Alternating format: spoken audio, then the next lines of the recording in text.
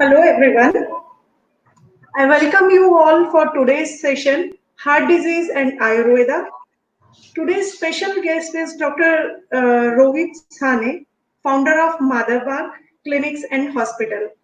Dr. Sane is MBBS from Aurangabad University. He has innovated and copyrighted Sampurna Hrudaya Shuddhikaran therapy for chronic heart failure patients in the year 2001. Basically जो मदर वाक का concept है, इससे पहले कि हम स्टार्ट करें, I would like to share कि मदर वाक का जो कंसेप्ट है उसका diagnose is based on the diagnosis on the basis of modern medicine and followed by the Ayurvedic Panchakarma and other therapies like yoga, diet, and exercise. Over to Dr. Rohit. Thank you. Thank you, Doctor.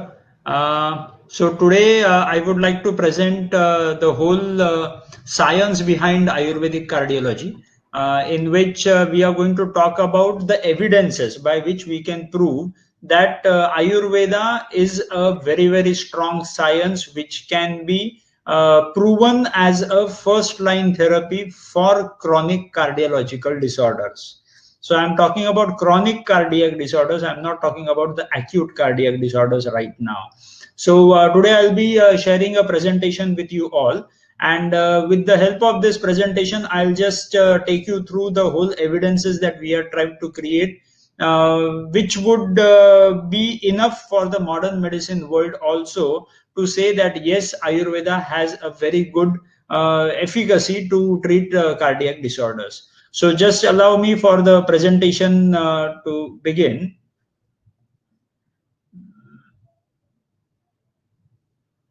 I'll just start with the presentation in a minute. Yes. So I hope everybody is able to view the presentation. So today we are going to talk about the evidences by which preventive cardiology is being dealt by Ayurveda in our organization called Madhavbag. So that is what we are going to speak about today. As a whole, if at all we see that whenever it has been said that treating heart disease through Ayurveda, normally people try to ignore this whole topic as such that can Ayurveda treat heart disease or not. When I talk to a number of friends of mine who are from modern medicine, they normally try to say that Ayurveda cannot treat heart disease. But now when we have tried to establish the whole concept of treating heart disease through Ayurveda, I think now the whole world will be accepting about the concept of treating heart disease through Ayurveda. If at all we go back in the past, in the year 1990, I guess, India में ज्यादा से ज्यादा angioplasty का दौर वहीं से शुरुआत हुआ था. तो 1990 से अगर 2020 तक अगर हम देखेंगे तो पिछले साधारण 25 से 30 सालों में अगर हम पूरी स्टडी करके देखें तो एंजियोप्लास्टी ये जो नॉर्मली एक प्रोसीजर होती है जो हार्ट डिसीज के लिए भगवान मान करके चलते हैं कि कुछ भी हार्ट का प्रॉब्लम हुआ तो एंजियोप्लास्टी कर देंगे and the problem will finish. This is what is the consideration normally we have in our mind. लेकिन सवाल ये हमेशा उठता है कि एंजियोप्लास्टी ये वाकई में फायदा करती है क्या, is always a question.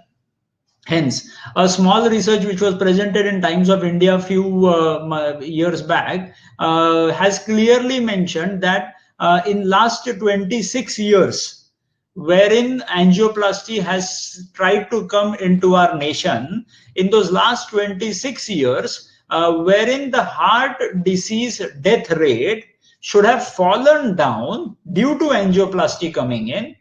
Instead of that, the heart disease death rate has increased up by 34%. मतलब क्या, तो 1990 में जो अपने देश में हार्ट अटैक से होने वाले डेथ्स का परसेंटेज जो 15.2% था, वो जो एंजियोप्लास्टी से कम होना चाहिए था वो कम तो जरूर नहीं हुआ है. लेकिन आज अगर 2017 में अगर देखेंगे तो 2017 में that has increase from 15.2% to 28.1%.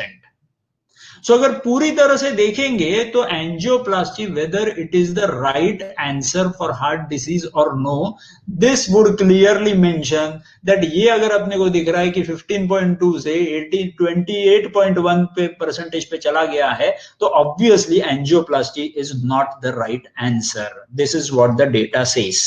Now what are we supposed to understand is heart disease or diabetes or blood pressure, who are risk factors for heart disease, all of them are lifestyle disorders. और अगर lifestyle disorder है ये, तो lifestyle disorder को rectify करने के लिए मुझे लाइफस्टाइल ही रेक्टिफाई करनी पड़ेगी. और लाइफस्टाइल रेक्टिफाई करने के लिए कौन सा साइंस सबसे पावरफुल है? तो obviously that is nothing else but Ayurveda. So what are we supposed to understand is when it comes to heart disease, Ayurveda is going to be the answer or else the pathy of choice when one has to treat his heart disease.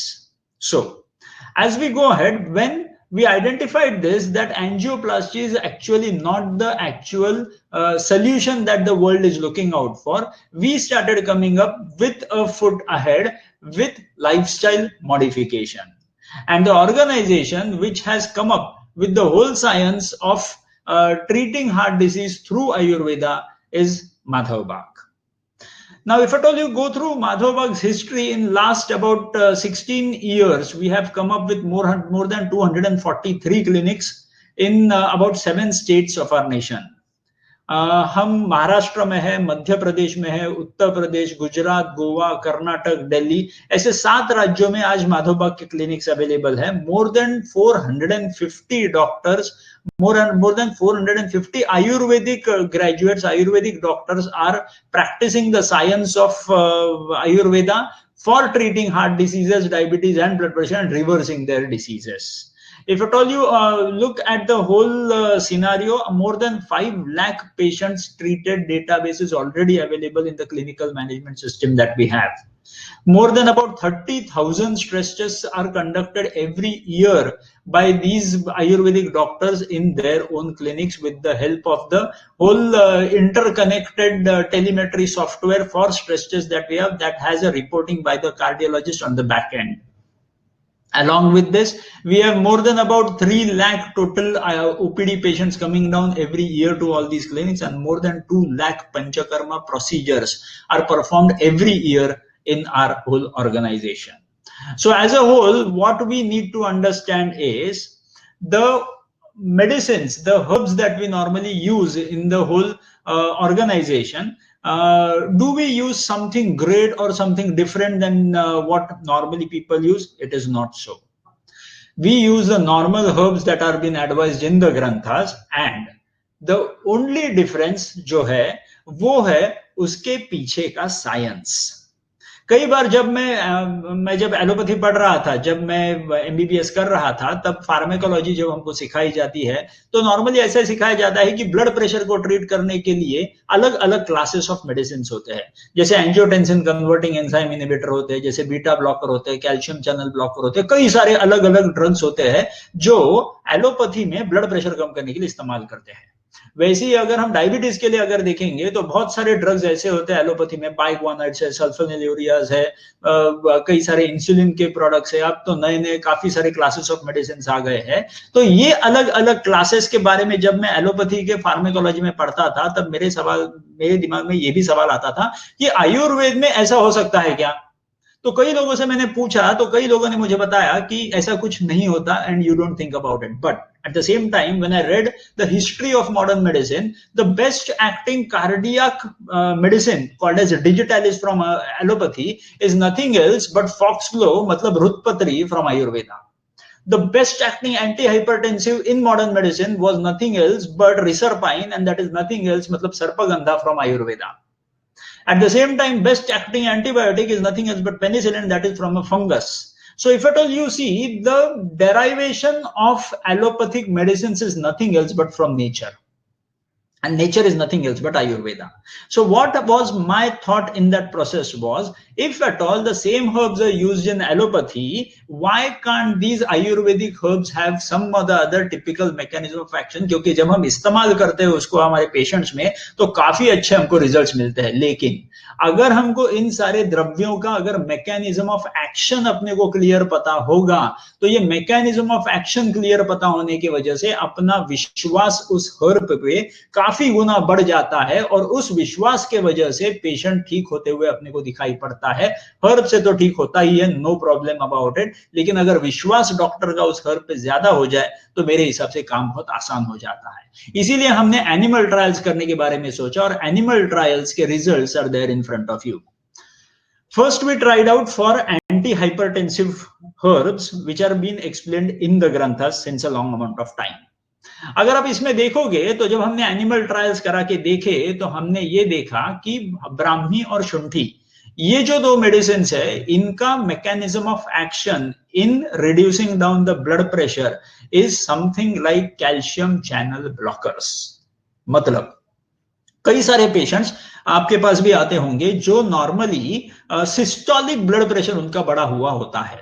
Systolic blood pressure जब बढ़ा हुआ होता है तो force of contraction of the myocardium is more than what is expected.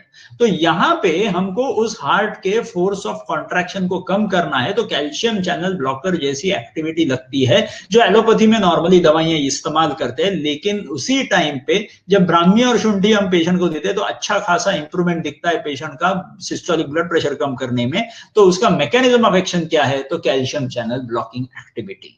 उसी के साथ अगर कोई पेशेंट आपके पास डायस्टोलिक ब्लड प्रेशर बढ़ने की वजह से आता है, तो डायस्टोलिक ब्लड प्रेशर कम कराने के लिए आपके पास कई सारे द्रव्य है, जैसे वचा, पिपितकी, पिप्पली, who has an action which is very close to angiotensin converting enzyme inhibitor.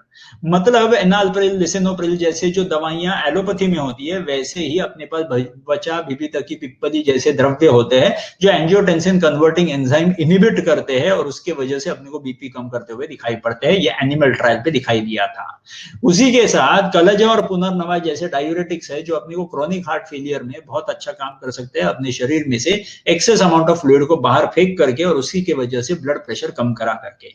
तो ये थे ब्लड प्रेशर को कम कराने वाले द्रव्यों का हमने जो एनिमल ट्रायल किया था। कई सारे मेडिसिन का जब एनिमल ट्रायल किया तो कई सारे मेडिसिन का हमको ये मैकेनिज्म ऑफ एक्शन समझने की वजह से वो जो अंदर से कॉन्फिडेंस आता है द्रव्य इस्तेमाल करते वक्त, that confidence had increased many folds.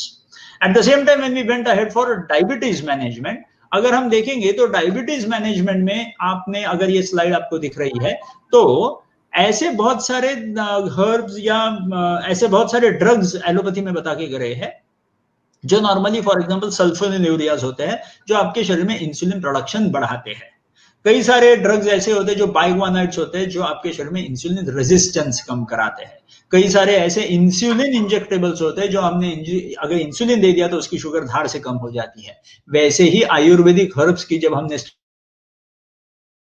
Study की, ग्रंथों में दिए हर्ब्स है, उन्हीं में से हमने कई हर्ब्स की स्टडी जब की तो छोटे से मैंने एक लिस्ट आपके सामने रखी है कि दारू हरिद्रा नाम का जो अपना हर्ब होता है, उस दारू हरिद्रा का एक्शन जो वो शुगर कम कराता है, उसकी एक्शन कैसी है? तो वो इंसुलिन रेजिस्टेंस कम कराता है। तो अगर हम दारू हरिद्रा टाइप 1 इंडिविजुअल को देते, टाइप 1 डायबिटिक को देते, तो वहां पे शायद उसकी एक्शन नहीं दिखाई पड़ेगी। लेकिन अगर टाइप 2 मतलब स्थूल प्रमेही में अगर इस्तेमाल करते हैं तो शायद दारू हरिद्रा की एक्शन अपने को काफी अच्छी तरह से दिखाई पड़ेगी। एट द सेम टाइम आमलकी अगर हम इस्तेमाल करते हैं तो आमलकी का काम होता है बीटा सेल रीजनरेशन। मतलब अगर किसी व्यक्ति को टाइप 1 डायबिटीज है और टाइप 1 डायबिटीज की वजह से उसके beta cells of islets of Langerhans pancreas के अगर डेड हो चुके हैं तो उसको रीजनरेट करवाने के लिए आमलकी बहुत सारा काम करती है। एनिमल ट्रायल्स में, कई सारे एनिमल ट्रायल्स में ये देखा गया है कि beta cells can regenerate with the help of amalaki. उसी के साथ अगर हरिद्रा के बारे में सोचते तो हरिद्रा में बीटा सेल प्रोटेक्टिव एक्टिविटी है। मतलब क्या? तो कई सारे पेशेंट्स ऐसे होते हैं जो टाइप 2 के डायबिटीज भी नहीं होते, वो प्री डायबिटिक जोन में होते हैं, प्री डायबिटिक जोन में। मतलब उनकी फास्टिंग लेवल जो होती है वो 90 to 110 के लेवल के बीच में होती है और वो प्री डायबिटिक होते हैं, अभी तक डायबिटिक हुए नहीं है। ऐसे लोगों में अगर हम उनके बीटा सेल्स को प्रोटेक्ट कर दे विद द हेल्प ऑफ हरिद्रा, तो मेरे हिसाब से ये लोग फिर से कभी टाइप 2 डायबिटीज में जाएंगे ही नहीं, they will not become diabetic. At the same time गुडमार और बनाबा को अगर देख लिया तो ये दोनों मेडिसिन अपने शरीर में इंसुलिन सिक्रीशन बढ़ाते हैं आइलेट्स ऑफ लैंगरहैम पैंक्रियास के ऊपर काम करके। So what are we supposed to understand is the mechanism of action of each and every herb is very very important to be understood। अगर हम mechanism of action in herbs की समझ लेते हैं तो अपना काम पेशेंट के बारे में सोचना बहुत आसान हो जाता है, क्योंकि मुझे अगर ये द्रव्य क्लियर उनका एक्शन मालूम है तो मैं कौन से पेशेंट को मैंने क्या देना है वो मेरे सामने क्लियर हो जाता है। वैसे ही जब हमने कई बार ये चेक किया कि ब्लॉकेजेस कम करने के लिए क्या हम इस्तेमाल कर सकते हैं, तो कई सारे हमने एनिमल ट्रायल्स कराने के बाद results are there in front of you. अगर आप देखोगे तो वृक्षाम्ल, मातुलुंग अम्ल, बेतस, ये सारे जो द्रव्य है, पुष्कर बोर्ड, ये सारे द्रव्य आपको अगर हम ब्लॉकेजेस के पेशेंट में इस्तेमाल करते तो काफी अच्छा अपने को वहां पे रिजल्ट दिखाई पड़ता है। मतलब फॉर एग्जांपल वृक्षाम्ल, मातुलुंग अम्ल, बेतस, ये सारे अम्ल रसात्मक गण के द्रव्य है जो नॉर्मली हृदय कहे जाते हैं। तो जब हमने एनिमल को हाई फैट कोलेस्ट्रॉल डाइट 6 हफ्तों के लिए दिया था तो उसमें कई सारे ब्लॉकेजेस हमने निर्माण किए थे, और वो ब्लॉकेज निर्माण करने के बाद 6 हफ्तों के बाद फिर से हमने उनको ये द्रव्य जब खिलाए तो ये द्रव्य खिलाने के बाद हमको दिखाई पड़े कि उनके ब्लॉकेजेस काफी हद तक कम हो गए थे। और जब एनिमल ट्रायल्स के अंदर मैकेनिज्म ऑफ एक्शन जाकर के देखा तो हमको ये पता चला कि वो हाइपोलिपिडेमिक और एंटी इंफ्लेमेटरी काम करते हैं, जिसके वजह से वो कोरोनरी आर्टरी के ब्लॉकेजेस कम करते हुए अपने को दिखाई पड़े थे एनिमल ट्रायल्स में। तो ऐसे ही कई सारे ट्रायल जब करके देखे तो कई सारे द्रव्यों के बारे में ये जो ज्ञान हमने बटोरा तो वो ज्ञान आगे जाकर के अपने को बहुत अच्छा फायदा मिलता है, क्योंकि ये कॉन्फिडेंस देता है अपने को आगे जाकर के पेशेंट को ट्रीट करने में। तो ये सारा कॉन्फिडेंस लेकर के जब हम आगे चले तो हमने निर्माण किया एक टिपिकल केयर प्लान का एक आइडिया, जिसको हम लोग बोला करते हैं संपूर्ण हृदय शुद्धिकरण थेरेपीज।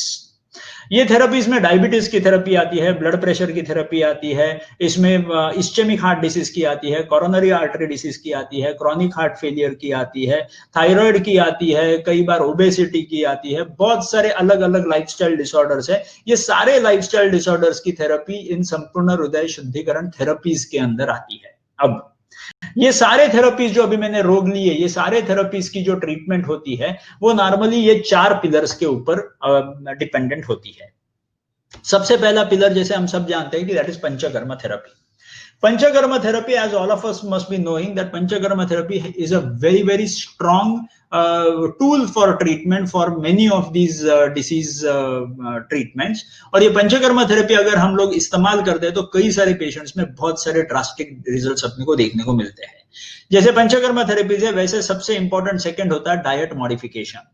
अगर हम डाइट मॉडिफिकेशन के बारे में देखेंगे तो डाइट मॉडिफिकेशन जैसे कोई भी अगर आप डिसीज का निदान का अध्याय अगर ले लेते हो तो उसमें हर एक अध्याय में बोला गया है कि कौन सा खाना खाना चाहिए, कौन सा खाना नहीं खाना चाहिए। जैसे फॉर एग्जांपल प्रमेह के बारे में अगर हम देखते हैं तो प्रमेह के अध्याय में अगर आप देखोगे तो आस्य सुखम, स्वप्न सुखम, दधीनि ग्राम्य, उदक अनुपरसः पयोसी, नवान्नपानम, गुड़ वैकृतम, बहुत क्लियर कट उन्होंने बताया कि ये सारी चीजें कफकृच्च प्रमेहम च, मतलब ये सारी चीजें अगर हम खाएंगे तो अपने शरीर में कफ दोष बहुत ज्यादा बढ़ेगा और मुझ में वो प्रमेह आने के चांसेस ज्यादा से ज्यादा बढ़ जाएंगे। तो ये चीजें खाने में से नहीं देनी है। उसी के साथ क्या खाने को देना है, वो चिकित्सा अध्याय अगर हम देखेंगे प्रमेह का तो उसमें क्लियर कट बता के दिया है कि क्या हमने खाने को देना है।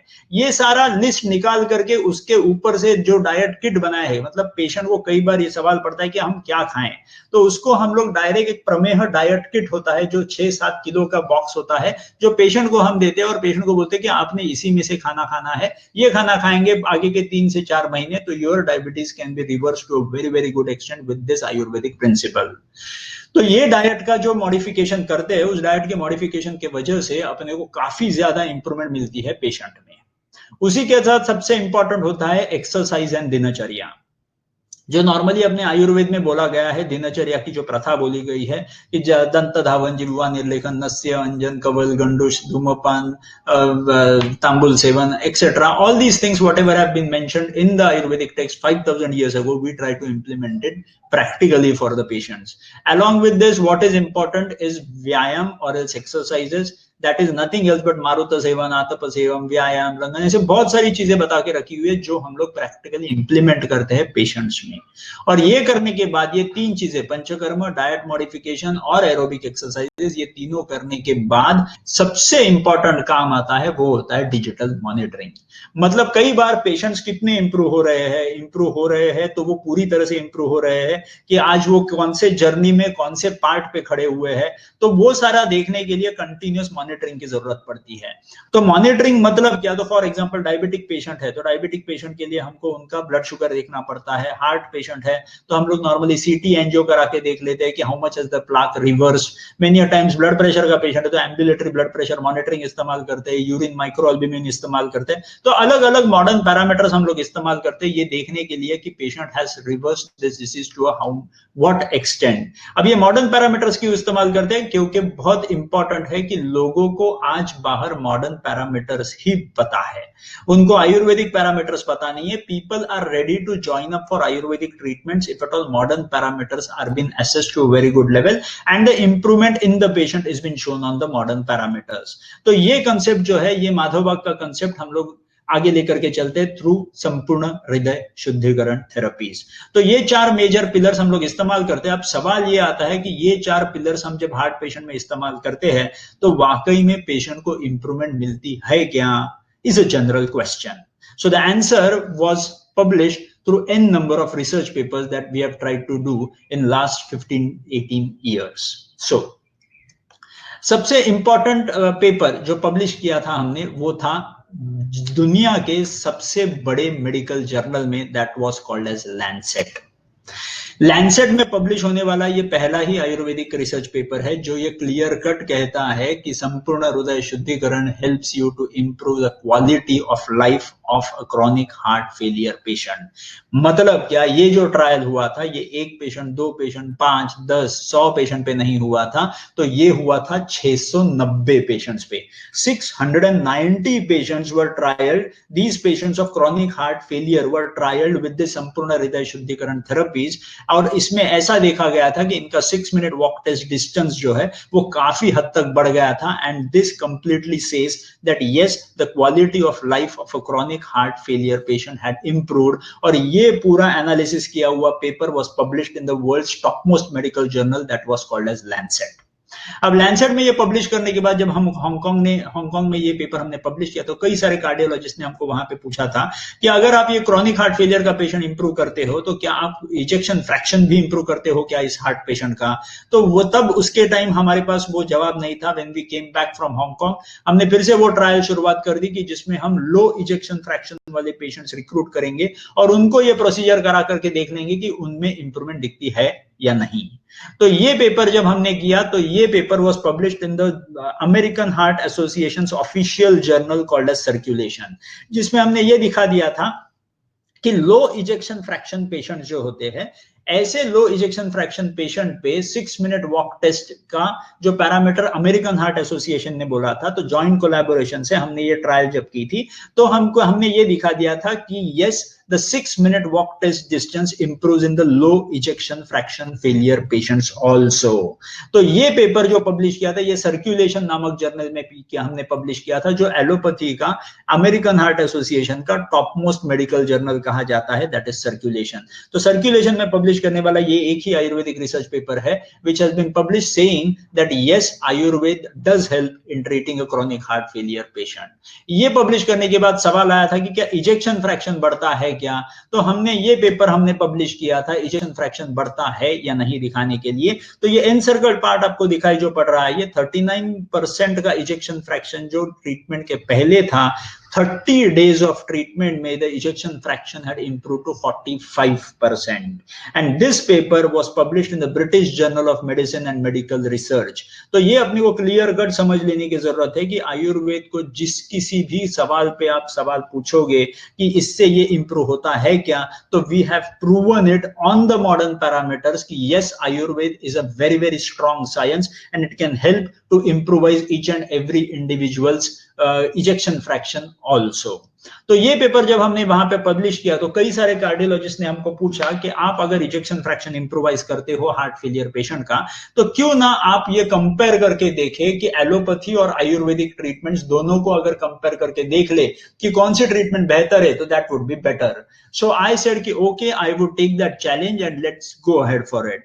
तो जब हमने clinical trial registry of India के पास हमने ये सबमिट किया, तो उनकी कई सारे एक्सपर्ट्स ने हमको ये बताया कि अगर आपको ऐसी ट्रायल करनी है जिसमें एलोपैथी और आयुर्वेद को आप कंपेयर करके देखने वाले हो कार्डियक पेशेंट्स पे, then you are suppose to hire a cardiologist for that.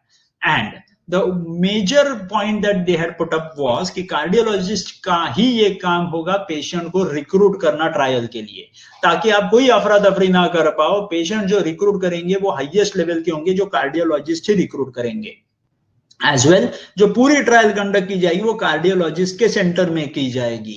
जो भी पेशेंट्स रिक्रूट होंगे उनसे माधोबाग का कोई आदमी मिल नहीं सकता, माधोबाग का कोई इंटरफियरेंस नहीं होगा. जो भी थेरेपी किट्स होंगे वो सारे के सारे हमने कार्डियोलॉजिस्ट के सेंटर में भेजने और वहीं में चिकित्सा होंगी.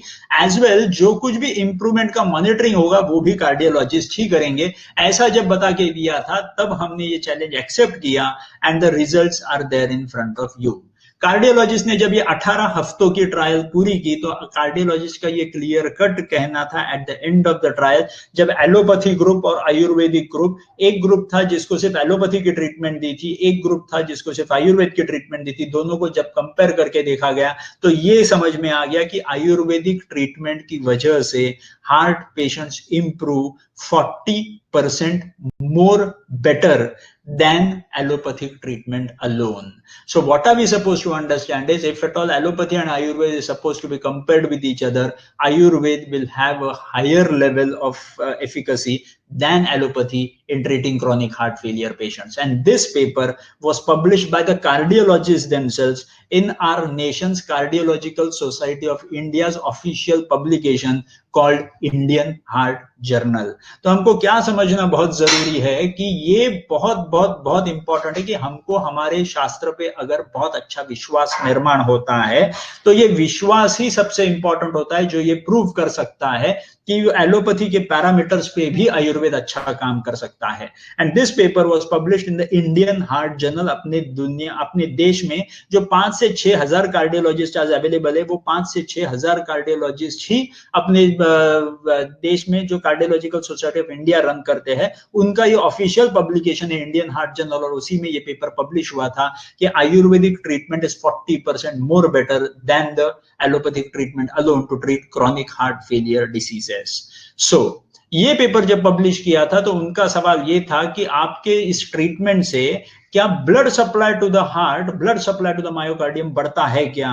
तो ये सवाल जब हमने लिया चेन्नई में, जहां पे हमने वो अर्लियर पेपर पब्लिश किया था, तो हम वापस आकर हमने नई ट्रायल शुरुआत कर दी, जिसमें हमने ये देखना शुरुआत कर दिया कि मायोकार्डियम के पास आने वाला खून का सप्लाई जो ब्लॉकेजेस के वजह से रुकता है, तो वो अपने थेरेपी से बढ़ता है क्या?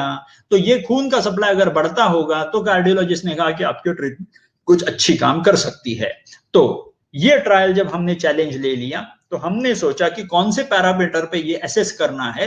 तो ऐसा एक पैरामीटर होता है जिसको कहा जाता है myocardial perfusion imaging SPECT scanning, मतलब रेडियो न्यूक्लियर आइसोटोप से करने वाली ये टेस्ट होती है, जिसमें पेशेंट के खून में ये रेडियो न्यूक्लियर आइसोटोप डाला जाता है और ये आइसोटोप कोरोनरी आर्टरीज में से मायोकार्डियम के पास चला जाता है और मायोकार्डियम को वो रेडिश ऑरेंज कलर दे देता है जहां जहां पे भी खून का सप्लाई अच्छा खासा पहुंचता है. तो ये खून का सप्लाई अगर अच्छा खासा पहुंचता है तो वहां पे रेडिश ऑरेंज कलर आएगा, लेकिन अगर खून का सप्लाई वहां पे ब्लॉकेज की वजह से कम है तो वहां पे आपको कंस्ट्रिक्शन दिखाई पड़ेगा. तो हमने ये ट्रायल करने का हमने प्लान किया, we accepted the challenge and when we went ahead what could be seen was, यहाँ पे अगर आप देख सकते हैं जो एनसर्कल्ड पार्ट है वहां पे जो कंस्ट्रिक्शन है, ये कंस्ट्रिक्शन मतलब खून का सप्लाई यहाँ पे कम पड़ा है, इसके लिए कंस्ट्रिक्शन है. वाइल ये जो रेडिश ऑरेंज कलर आपको दिख रहा है बिफोर के स्लाइड में, ये सारा reddish orange colour is nothing else but a very good blood supply. लेकिन इस पॉइंट पे अगर देखोगे तो ये कंस्ट्रिक्शन यहाँ पे दिखाई पड़ता है, मतलब यहाँ पे खून का सप्लाई कम पड़ा था बिफोर द ट्रीटमेंट. लेकिन 6 months after the treatment, when we repeated this myocardial perfusion imaging SPECT scanning, what could we see was the blood supply had improved many folds as compared to the earlier condition. So जो blood supply यहाँ पे कम पड़ा हुआ दिखाई पड़ रहा था, वो 6 महीनों के आयुर्वेदिक ट्रीटमेंट के बाद ये ब्लड सप्लाई काफी सा इंप्रूव हो गया है। ये हमने क्लियर से प्रूव करा के दे दिया था। और यहाँ पे अगर आप देखोगे तो मॉडर्न मतलब एलोपैथी के OMT, ओरल मेडिकल थेरेपी, 18 महीनों की दवाइयां एलोपैथी के खाने के बाद इस्चेमिया कितना कम होता है, तो 3.48 से कम होता है। लेकिन अगर आयुर्वेदिक ट्रीटमेंट अगर करते हैं तो इस्चेमिया कितना कम होगा, तो इस्चेमिया 17 यूनिट से कम होता है। सो अगर यहाँ पे कंपेयर कर ले तो आयुर्वेद फिर से 5 गुना बेटर काम करता है ब्लड सप्लाई बढ़ाने के लिए इन blockages patients with coronary ischaemia.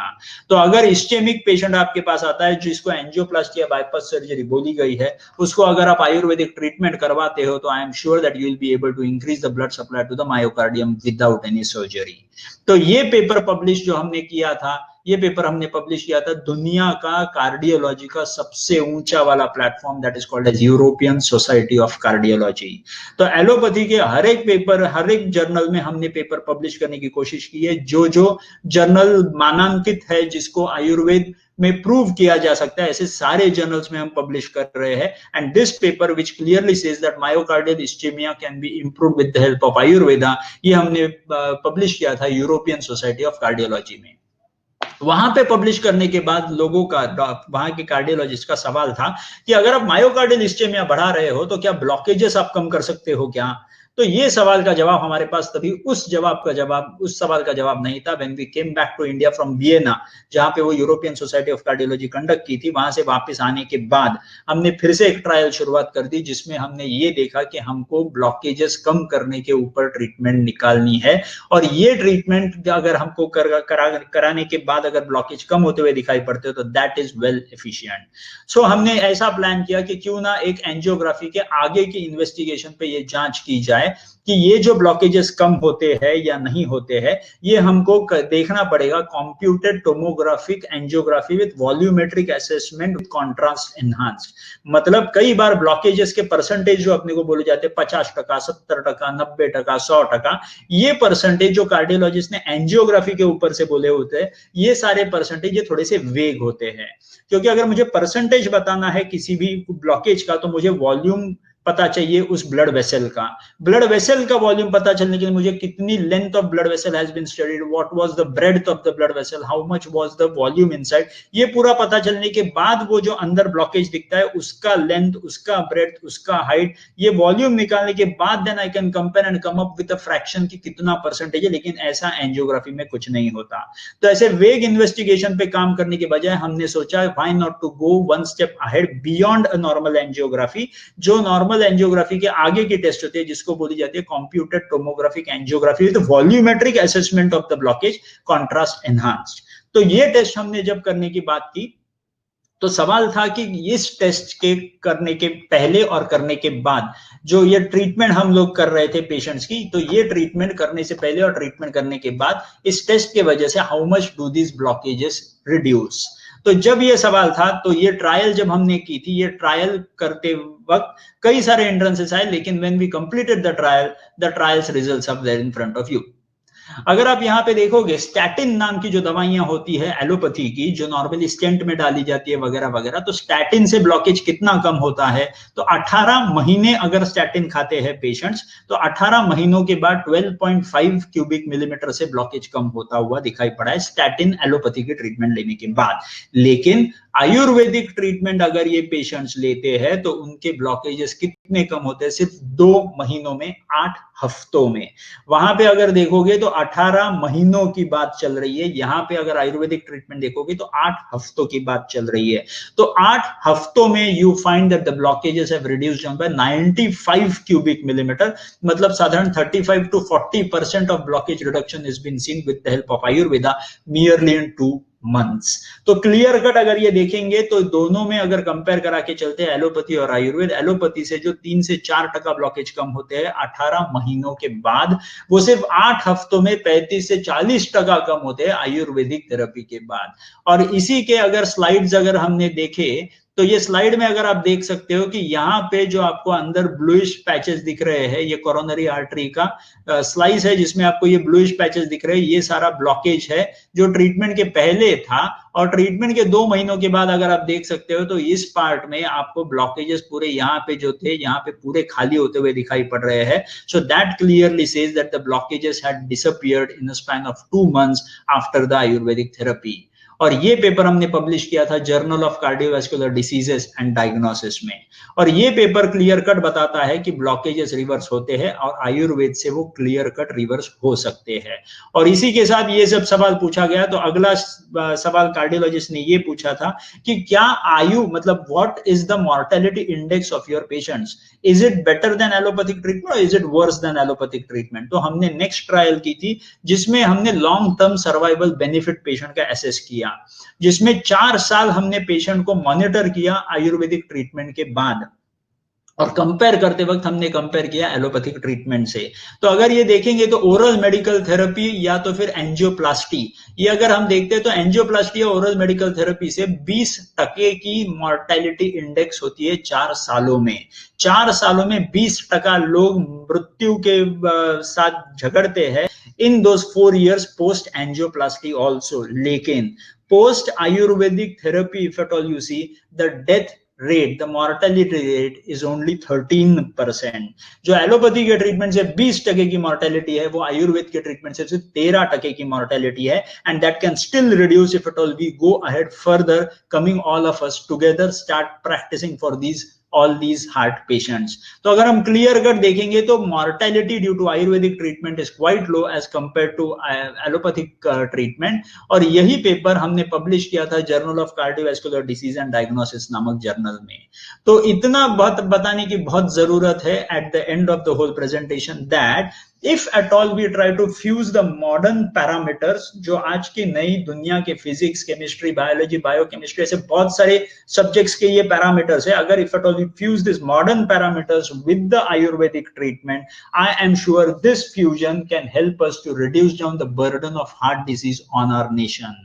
अगर हम ये फ्यूजन अच्छी तरह से करते हैं जैसे माधव बाग ने करा रखा है पिछले 18-20 सालों से, तो ये फ्यूजन अपने आयुर्वेद को can be making that Ayurveda is the first line of therapy in the future.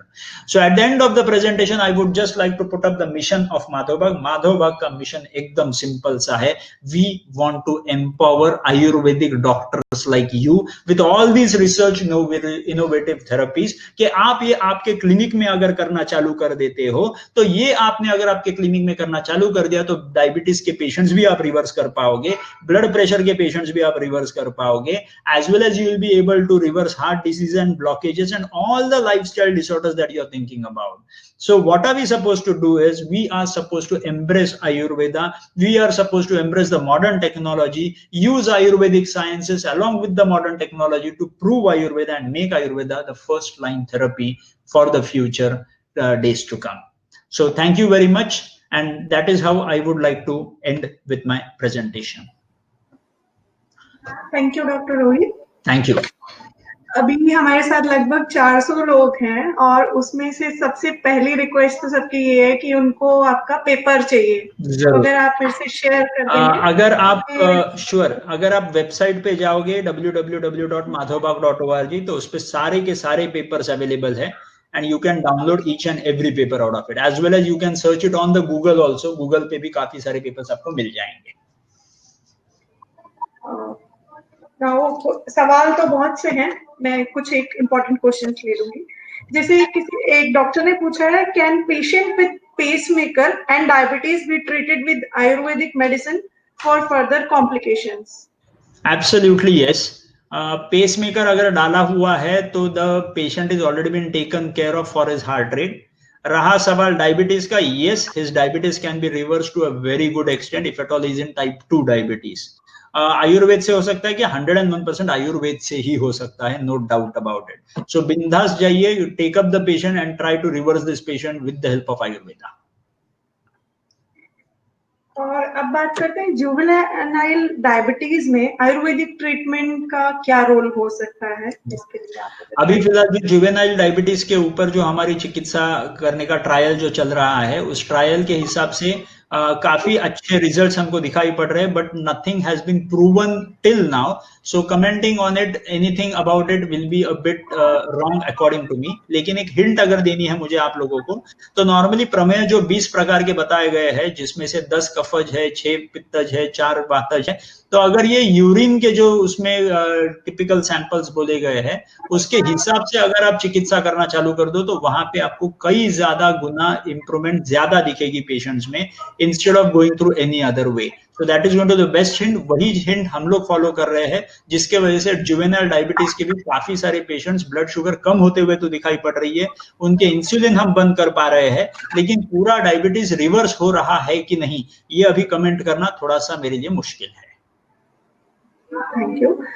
वैसे अभी बहुत सारा चल रहा है कि एंटी हाइपरटेंसिव ड्रग्स में आयुर्वेद का काफी ड्रग्स यूज होते हैं, तो बेसिकली हाउ इट वर्क्स, ये सवाल है। ओके, जैसे मैंने शुरुआत में बताया था मेरे प्रेजेंटेशन में, जो ड्रग्स, जो हर्ब्स है, उस हर्ब्स के मैकेनिज्म ऑफ एक्शन मैंने दिखाए थे कि कई सारे हर्ब्स जो है वो एंजियोटेंसिन कन्वर्टिंग एंजाइम इनहिबिटर है, ब्राह्मी शुंठी जैसे ड्रग हर्ब्स जो है वो नॉर्मली कैल्शियम चैनल ब्लॉकर्स है, पुनर्नवा कलजा जैसे हर्ब्स है वो डायूरेटिक्स है। तो ऐसे बहुत सारे हर्ब्स है which have a typical mechanism of action that can be utilised. तो आपने ये हर्ब्स यूज करने चालू कर दिए तो you will find a very good difference in reducing down the blood pressure.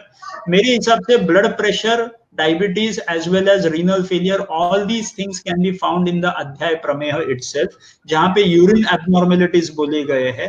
तो यूरिन एब्नॉर्मेलिटीज जो बोले गए उसी को अगर बेंचमार्क पकड़ के आप आगे चले तो आपको इन सारे रोगों का इलाज वहीं पे मिल सकता है, ऐसा मुझे लगता है। Next question is mode of action of Rudbasti, especially in left ventricular ejection fraction. Okay, the clear cut अगर हमने समझना है रुद्ध बस्ती या रुद्ध धारा, कुछ भी करते हो आप अगर, तो होता क्या है कि normally you do it on the left precordial level. मतलब क्या, तो हम लोग एक नॉर्मल डिकॉक्शन बनाते हैं और डिकॉक्शन की धार हम उस लेफ्ट प्रीकॉर्डियक लेवल पे हम लोग कॉन्सेंट्रेट करते हैं।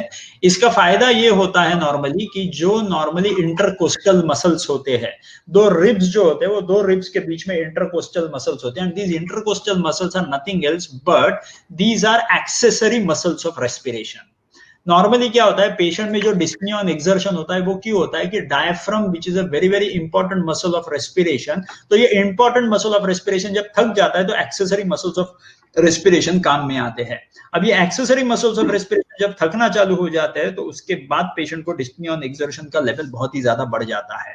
तो ये normally accessory muscles of respiration थकते क्यों है, क्योंकि वहां पे नॉर्मली जो पी सेल्स एक्यूमुलेट हो जाते हैं, वहां पे ब्लड सप्लाई कम आने की वजह से, तो वो एक्सेसरी मसल्स ऑफ रेस्पिरेशन कम हो गए तो मेरा ब्रीदिंग मुझे ज्यादा डिफिकल्ट हो जाता है। रुद्ध धारा का जो एफिकेसी देखी गई है वो इस प्रकार से देखी गई है कि it improves the blood supply to the intercostal muscles, और इंटरकोस्टल मसल्स को ब्लड सप्लाई बढ़ाने की वजह से वहां के पी सेल्स धुल गए, तो ये मसल्स जो होते हैं ये फिर से काम में आ जाते हैं, और काम करने की वजह से उनकी एफिकेसी अगर बढ़ गई उस मसल्स की, वो लॉन्गर ड्यूरेशन तक अगर काम कर पाए, तो then the dyspnoea on exertion reduces down. So that is what is the importance of Ruddha Dhara और Ruddha Basti in chronic heart failure to reduce down the exertional dyspnoea.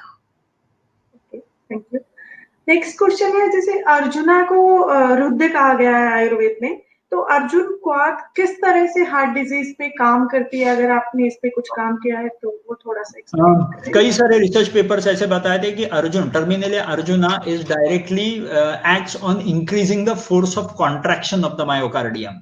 Normally heart failure क्यों होता है, क्योंकि अगर मेरे हार्ट की फोर्स ऑफ कॉन्ट्रैक्शन अगर कम हो जाती है तो उसके वजह से हार्ट में से खून जो बाहर निकलता है एओर्टा में से सारे खून की नलियों में जाने के लिए, वो खून की नलियों में अच्छे खासे तरह से नहीं जा सकता, जिसके वजह से पूरे शरीर में खून का बैकलॉग हो जाता है and the heart gradually enters into heart failure. Answer ये सिंपल सी बात होती है कि मुझे पेरिफेरल ब्लड वेसल्स में वैसोडाइलेटेशन करवाना है, मतलब पेरिफेरल रेजिस्टेंस में कम कर दूंगा, और इसी के साथ मुझे फोर्स ऑफ कॉन्ट्रैक्शन हार्ट का बढ़ाना है, जिसके वजह से ज्यादा ब्लड वॉल्यूम बाहर निकला तो मेरा काम बहुत आसान हो जाएगा। तो Terminalia arjuna has proven itself to increase the force of contraction of the myocardium, as well as it has published in number of research papers जिसपे ये दिखा गया है कि पेरिफेरल vasoconstriction कम होते हुए दिखाई पड़ा है, जिसके वजह से पेरिफेरल रेजिस्टेंस अगर कम हो जाता है तो हार्ट पे आने वाला लोड भी कम हो जाता है, तो ऑब्वियसली कार्डियक आउटपुट भी बढ़ेगा. So as a whole Terminalia arjuna अगर देखते हैं तो basic action is increasing the force of contraction of the myocardium, that is one, and second is going to be reducing down the heart rate to a certain extent. That is what is the role of action of this Terminalia arjuna.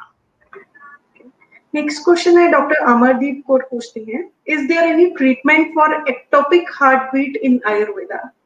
Okay, normally ऐसा बोला जाता है कि जो साधक पित्त अपने heart में होता है, उस साधक पित्त का जॉब होता है टू क्रिएट इम्पल्स. सो साधक पित्त को अगर देखेंगे तो धी, बुद्धि, मेधा, स्मृति सब उसी के पास होता है. So creating an impulse as well as igniting an impulse, everything depends on that साधक पित्त. लेकिन साधक पित्त को ट्रैवल करने के लिए लगता है वात. तो ये प्रॉब्लम आता है कि हमको ये जो एक्टोपिक बीट है वो कौन से प्रकार की है वो देखने की जरूरत है. कि कई बार ऐसे होता है कि there is a missed beat. Missed beat होता है तो इसका मतलब क्या, इग्निशन ही नहीं हुआ. Maybe that is the reason of missed beat, मतलब साधक पित्त का शायद प्रॉब्लम हो सकता है. अगर वो पूरी तरह से वात जो ट्रैवल कर रहा था वो ट्रैवल करते वक्त अगर अपने को लॉन्ग क्यूटी इंटरवल अगर दिखाई पड़ता है, लॉन्ग पीआर इंटरवल अगर दिखाई पड़ता है, तो उसके डायग्नोसिस वात के ऊपर चला जाएगा. So ectopic beat is going to be a very very big topic in itself to be understood very well.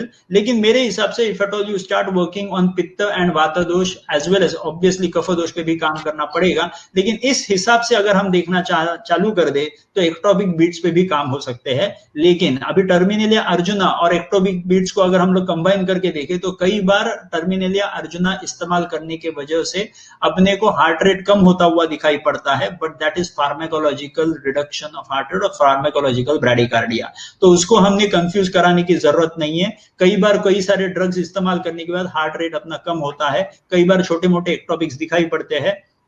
कई बार एक्टोपिक्स जो दिखाई पड़ते हैं वो सिर्फ इलेक्ट्रोलाइट डेफिशिएंसी और इलेक्ट्रोलाइट इंबैलेंस की वजह से भी दिखाई पड़ते हैं, जहां पे पुनर्नवा का भी काम अच्छा होता हुआ दिखाई पड़ता है.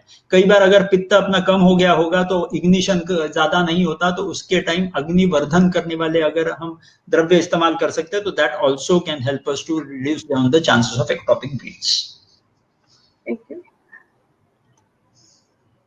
नेक्स्ट इज एक बहुत बार क्वेश्चन पूछा जा रहा है, आपने बहुत अच्छे से हर ड्रग का फार्माकोलॉजिकल एक्शन बताया है, तो कोई ऐसा रेफरेंसेस कहाँ से और कैसे ड्रग का फार्माकोलॉजिकल एक्शन हम अंडरस्टैंड कर सकते हैं ये आयुर्वेदिक ड्रग्स जो है? Okay. Normally, what do? We conduct such webinars जिसमें diabetes reversal, heart disease reversal, ये पूरे के पूरे प्रिंसिपल सिखाए जाते हैं. So one reference can be we, because those research papers belong to us. So we can also explain you everything in detail if at all you join up those webinars, wherein we teach you the complete science of reversal of these diseases, so that you can apply this science in your clinics at your own patients at your own places. So that is no problem. We are always open to teach you all these things. That is first. Second, अगर आपको और ज्यादा ज्ञान लेना है तो आपको थोड़ा सा मॉडर्न और आयुर्वेद के हिसाब से अगर चीजें अगर देखना चालू कर दे तो ऐसे रिसर्च पेपर्स अगर कंबाइन करके एक दूसरे से जोड़ करके अगर देखा जाए तो आप खुद ब खुद भी ये ज्ञान बटोर सकते हो. But you will have to do a bit of research on the Google. Maybe everything is available right now. So मेरे हिसाब से कोई बड़ी बात नहीं है वो ढूंढना. आप अगर गूगल सर्च भी करना चालू कर दोगे तो you will get a lot amount of knowledge from there also. Thank you. अभी आपने जैसे बोला ही डायबिटीज 2 का रिवर्सल, तो नेक्स्ट क्वेश्चन यही है कि जैसे माधव बाग जब भी देखते हैं हम सुनते हैं कि डायबिटीज टाइप 2 जो है वो रिवर्स्ड होता है, तो किस तरह से हम काम करते हैं, उसके पीछे क्या थॉट प्रोसेस है, वो अगर आप थोड़ा सा एक्सप्लेन करें. सिंपल सी बात है.